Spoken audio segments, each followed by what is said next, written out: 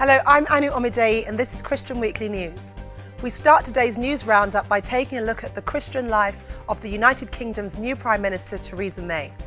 Described as the quiet Christian by news publication Christian Today, she has attended her Anglican church St Andrew's in Sonning every Sunday that she can since becoming an MP in 1997, and her fellow worshippers do not doubt her Christian commitment.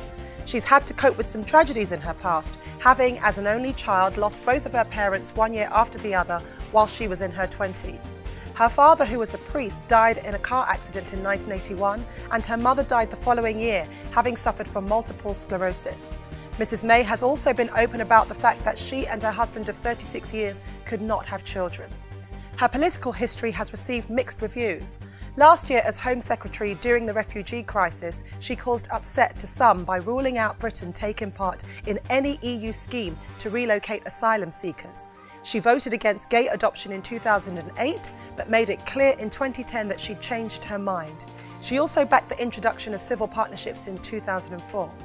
She's been described as the toughest Home Secretary on police reform in recent times. Of her Christian faith, she said in the past, "It's part of who I am and therefore how I approach things."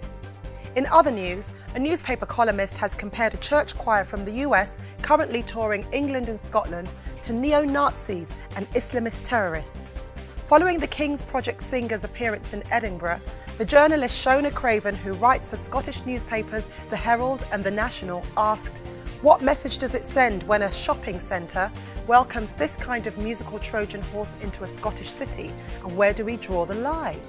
A neo-Nazi puppet show at the Gyle Shopping Centre? Magic tricks by Islamic State at Buchanan Galleries?" The attack came because of what the choir's church preaches.